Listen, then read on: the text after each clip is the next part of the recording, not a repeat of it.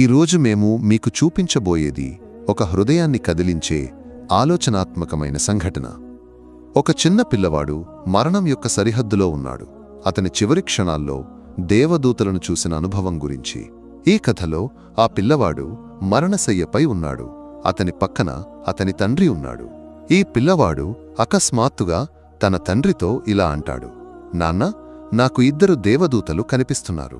అతను కళ్ళను పైకెత్తి ఏదో శ్రద్ధగా చూస్తూ చేతితో సైగ చేస్తూ ఇలా అంటాడు, ఒక దేవదూత పైన నిలబడి ఉన్నాడు, మరొకరు కిందకు వస్తున్నాడు.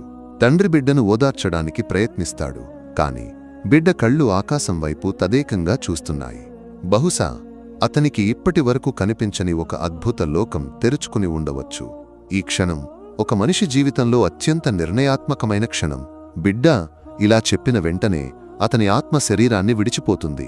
ఈ వీడియో ఎక్కడ నుండి వచ్చిందో ఖచ్చితంగా తెలియదు, కాని ఉపయోగించిన భాష అరబిక్ భాషలా అనిపిస్తుంది.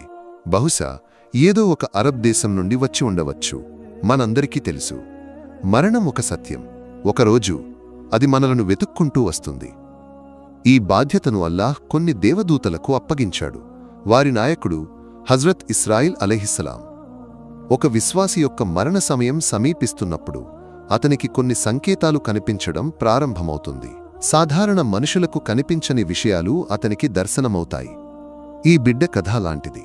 ఒక హదీసులో చెప్పబడింది, అబూ హురైరా రజియల్లాహు అన్హు ఉటంకిస్తూ, ఒక మోమిన్ యొక్క మరణ సమయంలో కరుణ యొక్క దేవదూతలు తెల్లని పట్టు వస్త్రంతో వస్తారు. వారు ఆత్మతో ఇలా అంటారు, నీవు బయటకురా, నీవు అల్లాహపై సంతృప్తితో ఉన్నావా? అల్లాహ్ నీపై సంతృప్తితో ఉన్నాడు. అల్లాహ్ యొక్క కరుణ వైపు, ఆశీర్వాదం వైపురా. అప్పుడు ఆ స్వచ్ఛమైన ఆత్మ అందమైన సుగంధంతో బయటకు వస్తుంది. దేవదూతలు దానిని స్వీకరించి ఆకాశం యొక్క ద్వారాల వైపు తీసుకెళ్తారు. ఆకాశంలోని దేవదూతలు ఇలా అంటారు, భూమి నుండి వచ్చిన ఈ అందమైన సుగంధం. వారు ఆ ఆత్మను ఇతర విశ్వాసుల ఆత్మల వద్దకు తీసుకెళతారు. వారు ఆ ఆత్మను చూసినప్పుడు, ఒక ప్రయాణికుడు తిరిగి వచ్చినప్పుడు మనకు కలిగే సంతోషంలాంటి సంతోషం కలుగుతుంది. వారు అతనితో లోకంలో వదిలివచ్చిన వారి గురించి అడుగుతారు. అతను ఏం చేస్తున్నాడు? ఇతను ఎక్కడ ఉన్నాడు? కొందరు లోకం యొక్క ఆందోళనల్లో మునిగిపోయారు, కొందరు త్వరగా మరణించారు అని ఆత్మ చెబుతుంది.